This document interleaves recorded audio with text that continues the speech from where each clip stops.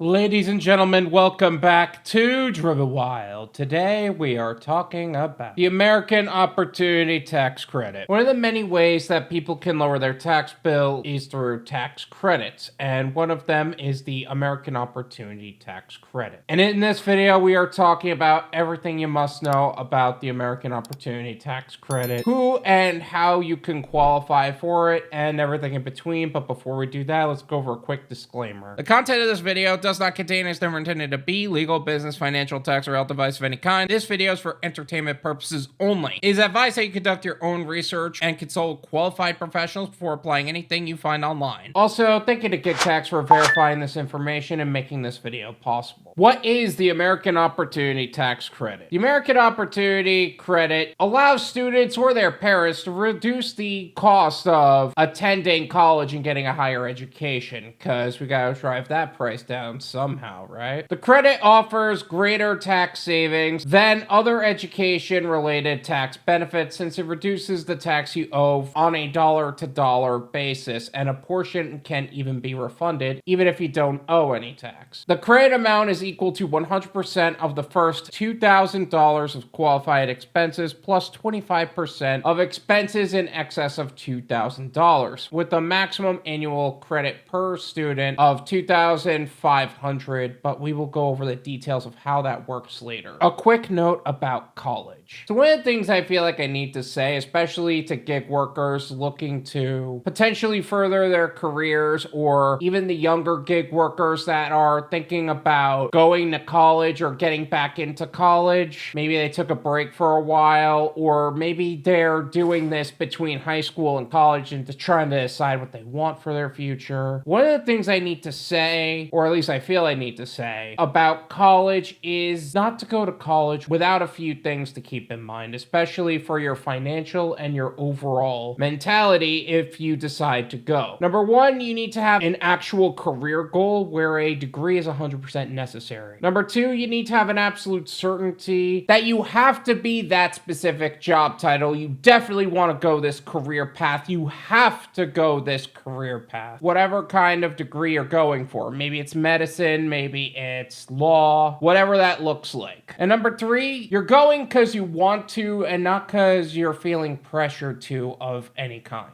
If you go for any reason other than that, you might end up having some serious regrets, heavy debt, and getting a degree in a field that you have no interest in going to or can't actually get into. Not to mention the overall prospect of not taking school too seriously because you're doing it because you feel forced to, not because you're actually interested in that subject. So if you feel like you don't know why you're going, or you feel pressured into going, don't just make that kind of sacrifice. Don't financially destroy yourself in that way. Come up with a plan, execute, maybe get your feet wet with actual work experience first, see what you like, and figure out who you are and actually want to be first, before tens of thousands of student loans turns you into a statistic. But if you know what you want, you have a plan, you absolutely need a degree to go into it and succeed in that field, here's what you need to know about this. Eligibility requirements.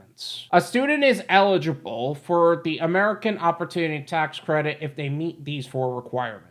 Number one, has not completed the first 4 years of post-secondary education. So for the first 4 years, you're clear to use it. If you need more than that to get the degree, that won't apply. Enrolls in at least one academic semester during the applicable tax year. I feel like this point is misleading because of the next point. Maintains at least half-time status in a program leading to a degree or other credential. What's the point in saying enrolls in at least one academic semester during the applicable tax year if you need half-time status? And not to mention the overall logistics of it not fitting in the first 4 years. And I got to thinking about how this would lay out for most people. Let's say you start college in 2024. That usually means late August, early September. So that's tax year number one. You take winters and summers off for your 4-year degree in order to graduate, and you need a certain number of credits, usually 120. For full-time status, that means you would be taking 12 or more credits minimum. This is the average college experience. Summer's off, 12 credits a semester at least, and you're going for a 4-year degree if you're a full-time student. So in September 2024, you focus up, you take 12 credits worth of classes, get 12 credits, and that is your first tax year. Assuming you pass all of that, we're not going to go into that. After winter break, you're back in January 2025. That's another 12 credits worth of classes. You got another 12 credits. Take the summer off to visit family or whatever. Come back to school in August or September for another 12 credits worth of school. And you finish up the tax year 2025 with a total of 36 credits. It's a year and a half to you, but it's 2 tax years. 2026, same thing. 24 more credits for the 2 semesters. You're at 60 total credits, which that is the amount for a 2-year degree, but the total time is 2.5 years, but 3 tax years. Isn't that funny how it works? 2027, same thing. 24 credits for the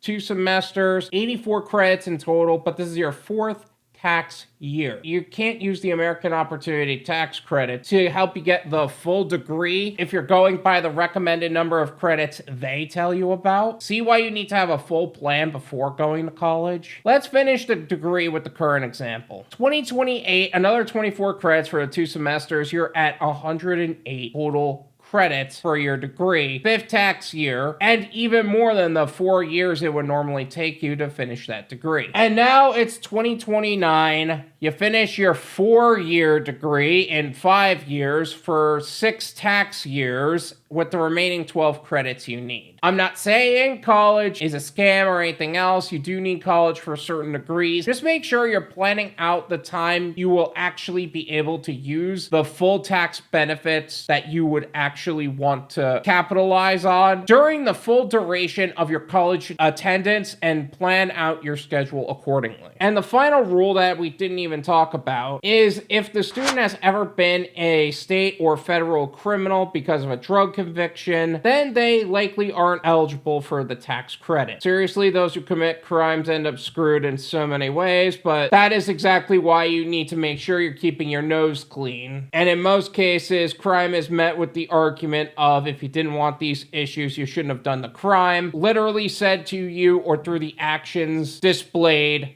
by the legal and financial system. What are qualified expenses? Paying tuition and fees to an eligible educational institution can make you eligible for the credit. Eligible educational institutions can be more than just colleges and universities. They can also include any post-secondary school that satisfies the requirements to participate in the U.S. Department of Education financial aid program. Purchased items related to the program of study can qualify as an expense for the American Opportunity Credit. This can include the cost of books, supplies, equipment, etc. The credit does not cover the costs of room, board, transportation, and medical insurance. Transportation and medical insurance is one thing, but they really should include room and board if they are on campus and boarding there. But for now, if you can commute from home to your college, go for it. The IRS does not require you to reduce qualified expenses by any amount if you pay with borrowed funds, such as student loans or credit cards. However, you may not include any amount you receive from tax-free scholarships or fellowships, federal Pell Grants, tuition grants from an employer, federal funds from the school, other non-taxable assistance you receive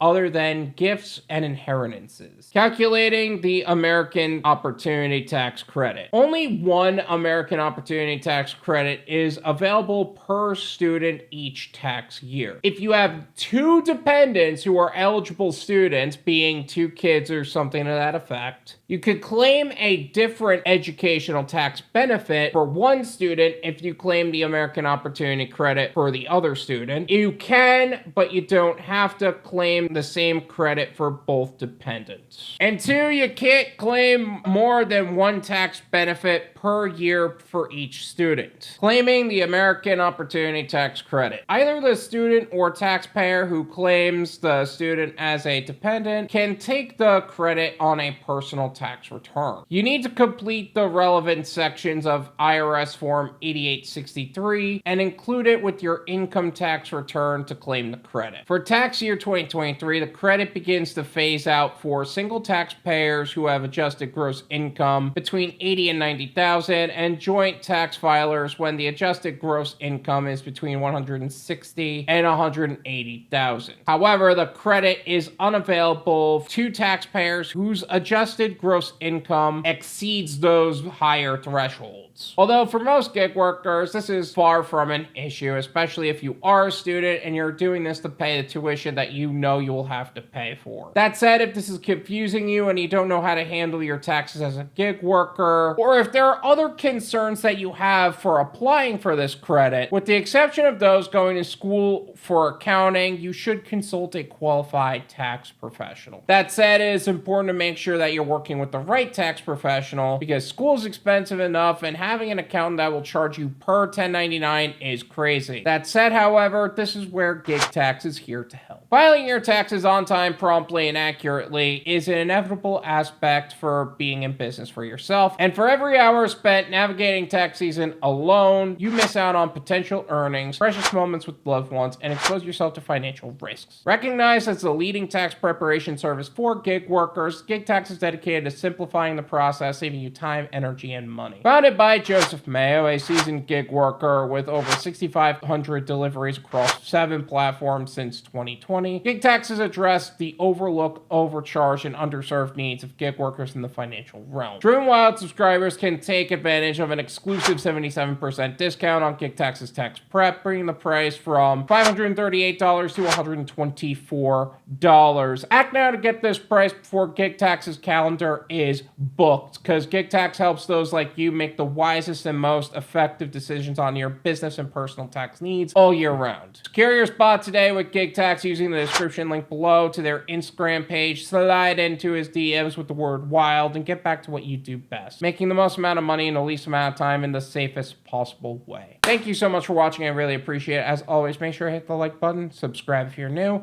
and I'll see you guys next time. Peace.